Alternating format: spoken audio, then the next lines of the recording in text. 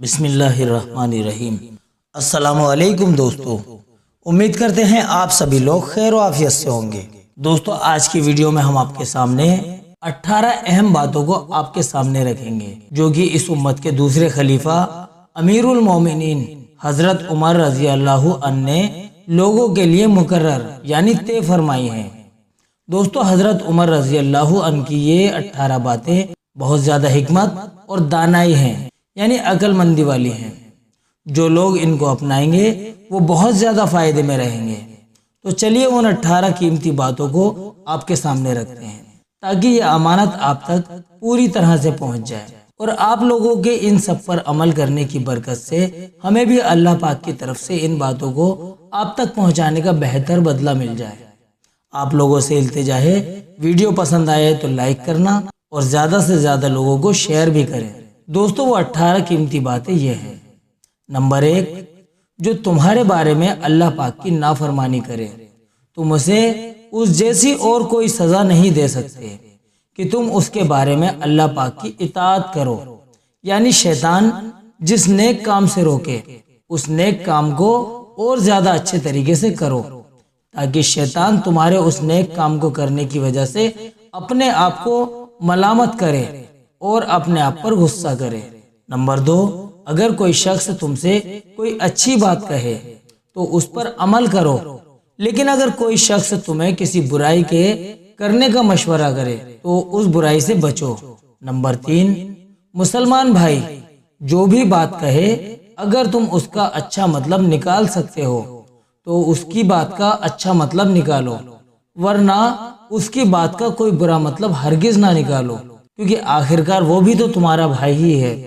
Number 4, जो शख्स खुद ऐसे काम करता है जिससे दूसरे लोग उसकी तरफ से गलत फहमी और बदगुमानी का शिकार हों तो वो उन लोगों को हरगिज बुरा भला ना कहे जो उससे बदगुमानी करते हैं और उसकी तरफ से गलत फहमी में रहते हैं।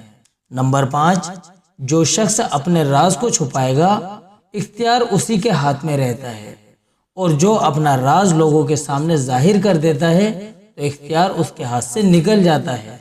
नंबर 6, अच्छे लोगों के साथ रहने की आदत डाल लो और हमेशा उन्हीं के साथ रहो, क्योंकि खुशहाल और अच्छे हालात में वो लोग तुम्हारे लिए खूबसूरती का जरिया बन जाएंगे और मुसीबत के वक्त तुम्हारी हिफाजत करेंगे। नंबर 7, हर बात में हमेशा सच बोलो, चाहे सच बोलने से जान ही क्यों ना चली जाए। नंबर 8, बेफायदा और बेकार कामों में ना लगो, क्योंकि क़यामत के दिन वक्त का भी हिसाब होगा। नंबर 9, जो बात और वाकया अभी पेश नहीं आया उसके पूछने में लोगों के पीछे ना पड़ो, क्योंकि जो पेश आ चुका है उसके तकाजों पर अमल करने से ही फुर्सत नहीं मिलती। नंबर 10, अगर कोई ज़रूरत पेश आ जाए तो अपनी उस ज़रूरत को उस शख्स के पास हरगिज ना लेकर जाओ जो ये नहीं चाहता कि तुम कामयाब हो जाओ, क्योंकि वो तुम्हें बेहतर मशवरा देने के बजाय नुकसानदेह मशवरा तुम्हें देगा जिससे तुम्हें नुकसान उठाना पड़ेगा। नंबर 11, अगर तुम किसी बात में झूठी कसम खा लो तो उस झूठी कसम को हल्के में ना लो, वरना अल्लाह ताला तुम्हें हलाक कर देगा।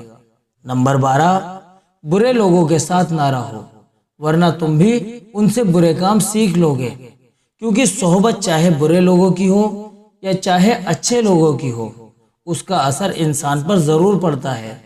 नंबर 13, अपने दुश्मनों से अलग रहो।